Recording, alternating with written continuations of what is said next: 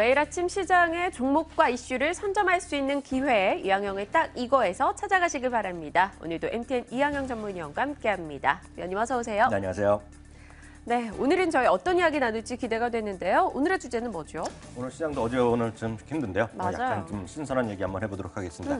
B급 문화에 대해서 한번 얘기해볼게요. B급 문화요? 이 B급 문화 요즘 인터넷 기사 제목으로도 상당수 많이 올라오는데 이 일종의 병맛이라는 표현으로도 인터넷 용어가 있더라고요. 뭐 네. 형편없는 이런 걸 뜻하는데요. 네. B급 문화라는 건 뭐 공연이나 예능에서 쓰는 말 아닙니까? 물론 그런 게 맞긴 맞는데 하나의 그 대중적인 트렌드로 좀 나오기 때문에 정리 한번 해보도록 하겠습니다. 네. B급 문화는 게 별게 아니죠. 뭔가 약간은 촌스럽고 뭔가 좀 세련되지 않은 뭐 그런 느낌이잖아요. 그래서 예전에 보면 A급이 좀 우아하고 좀 멋있으면 B급은 약간 뭐랄까 감초적인 역할 이런 건데 요즘 그런 역할뿐만 아니라 B급이 뭐랄까 대세로 가는 거죠. 네. 아마 동의하실지 않으실지 하면 시청자분들 과연 그게 B급인가 생각할지 모르겠지만 이게 10년이 지나서 A급이 된 거죠. 출발 자체의 무한도전, MBC의 무한도전이 제가 봤을 때 정확하게 B급으로 출발했다가 완전히 스탠다드 A급으로 올라섰다. 뭐 이렇게 전 생각하는 편이죠. 네, 예능계의 역사를 새로 섰다 이런 평가가 무한도전에 상당히 많이 들어오는데요. 조금 더 구체적인 예를 한번 말씀해 주시면요.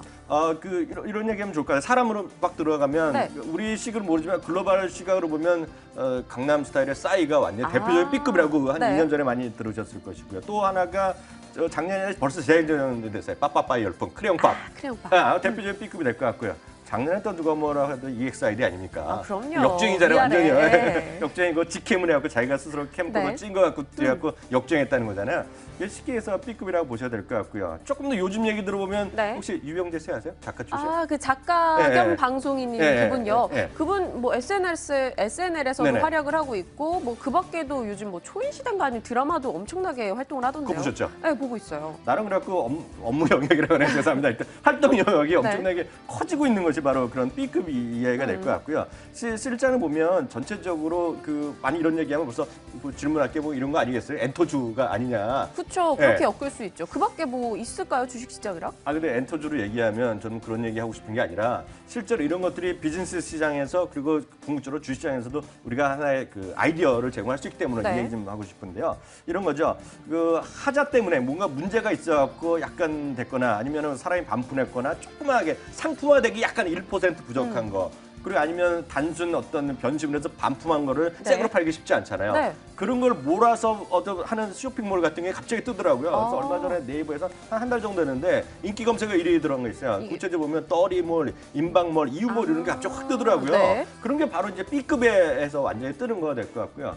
혹시 들어보셨겠지만 리퍼브라고 하는데 뭐 리퍼 받는다 이런 식의 얘기하잖아요. 영어로 보면 리퍼비시 상품인데요. 그게 약간은 뭔가 하자 있거나 이런 것들을 완전히 수리를 제대로 해서 그냥 A급 상품 같이 만들어서 물론 다 공개합니다. 이게 리퍼비시라고. 그런 것들이 고가의 스마트폰이나 그리고 스마트폰 예전에 보면 장식 제품 이런 것들이 완전 따로 파는 데들이 있거든요. 그런 것들이 하나의 어떤 새로운 트렌드 이렇게 이해하시면 되겠죠. 그렇다면 그게 주식시장이랑 엮일 수 있을지도 궁금하네요. 주식시장에서도 이런 B급 같은 게 있습니까? 그걸 제가 지금 또 보여드릴 텐데 아마 우리 박민희 양께뿐만 아니라 시청자들 깜짝 놀랄 겁니다. 이항영 위원은 저런 생각까지 다 아는 사람인가 생각하는데 이게 중요하죠. 이동통신 시장은 우리나라 3대 이동통신사가 확고하게 자리를 잡고 있거든요. 예를 들어 KT 있죠. SK텔레콤, LG플러스가 있는데요. 이거 한번 보시겠습니다. 이게 2014년 작년 말부터 올랐는데 제일 위에 있는 게 뭐냐면 CJ 헬로비전이에요. 이거 알뜰폰 사업하는. 그래서 고점 대비는 제일 많이 올랐고 고점은 35% 작년 종가 대비인데요. 상대적으로 KT나 SK텔레콤은요 불과 3%밖에 올라가지 않았어요. 그러니까 상대적으로 보면 B급이었던 CJ 헬로비전이 무슨 합리적인 소비 이런 거에서 많이 올라간 거 될 것 같고요. 제가 여러 번 얘기하는 건 이제 항공주를 말씀드리는데요. 저가항공. 저가항공 하면서 당연히 뭐 올해 이제 많이 올랐다가 최근에 꺾이고 있는데요. 이거는 올해가 아니라 2012년 한 3, 4년부터 저비용 항공사가 많이 떴잖아요. 제가 자주 얘기했던 250%, 300%까지 갖고 올라간 게 AK홀딩스가 될 것 같고요. 최근에 좀 올랐다가 떨어져서 해봤자 고점 대비 2000년 고점 대비 한 거가 바로 대한항공 아시아는 이 정도밖에 안 되는 거예요. 그러니까 완전히 이런 거 무시하다가 이랬잖아요. 누가 저가 항공 타겠니? 이랬거든요. 요즘 보면 누가 그런 사람이 어디 있어요? 거의 다들 타고 있죠. 싸면 타는 거죠. 그 안전은 똑같은 거 아닙니까? 제가 보기에는요. 그러니까 이런 것들이 올라가는 것이 이런 소위 B급의 어떤 시장, B급의 어떤 기업들이 오히려 주식시장에 더 잘 가는 이런 것들이 고객들의 반응을 받아가면서 올라가는 이런 네. 대표적인 게 되지 않나 이런 생각이 들어요. 근데 저는 뭐 아직 제가 구식이어서 그런지 몰라도 이러한 B급들이 정말 A급까지 올라가서 전통적인 강자를 엎어칠 수 있을까 좀 네. 의심이 들어요. 네. 뭐 그런 예가 있습니까? 성공 사례 같은 거요. 이거 보면 깜짝 놀라시는데요. 이거 뭘까요? 이렇게 무시하다가 B급을 무시하다가 완전 네. 낭패본 게 산업이 있습니다. 오. 바로 증권업종이 되겠는데요. 네. 2000년에 키움증권이라는 데가 당시는 키움닷컴이었습니다. 이러면서 이름도. 그런데 이름도 증권도 아니고 닷컴이라고 보니까 제가 그때 대형사 대우증권에 있을 때거든요. 네. 저도 기억합니다. 윗분들이 이거 다 무시했어요. 키움증권을요? 네. 삼성도 마찬가지, 현대도 마찬가지였습니다. 야 누가 그 신뢰도도 없고 자본금도 약하고 리서치도 없고 조직도 네. 없고 누가 고객이 돈을 맡기겠냐 그랬거든요. 4년 만에요. 업계 매매 수익 1, 2위가 됐고요. 광고에도 나오지만 그 위에 한 번도 1위를 뺏긴 적이 없어요. 이거 보시면 더 깜짝 놀라실 텐데요. 2004년에 키움증권이 상장을 했거든요. 10년에 네. 제가 초인가 상장을 했는데요. 여기서 2007년 급등했다가 1,300, 400%까지 갔다가 네. 지금도 요면 1,400%. 고점을 갔다가 요즘 좀 밀리고 있거든요. 쉽게 얘기해서 1,400%까지 갔으니까 네. 13배가 올라간 거가 되겠고요. 상대적으로 이거 보세요. 이게 보면 200%, 300% 그나마 오른 것이 같은 시기에 대우증권과 삼성증권인데요. 네네. 요즘 올라봤자 2007년 대비, 2000년 고점 대비 아직 주가는 60에서 그러네요. 70%밖에 안 돼. 이게 다 완전히 정말 새롭게 떠오르는 B급이었는데 A급으로 올라오는 거를 무시하고 있다가 완전히 이렇게 당한 거죠. 키움증권이 그렇게 B급으로 취급을 받았다가 이제는 A급까지 제쳐 나가고 있는 주가 흐름을 보여줬습니다. 그럼 중요한 건요. 이제 다음 A급이 될 만한 게 뭘까 싶은데요. 네. 이러한 치고 올라올 만한 산업이 또 있습니까?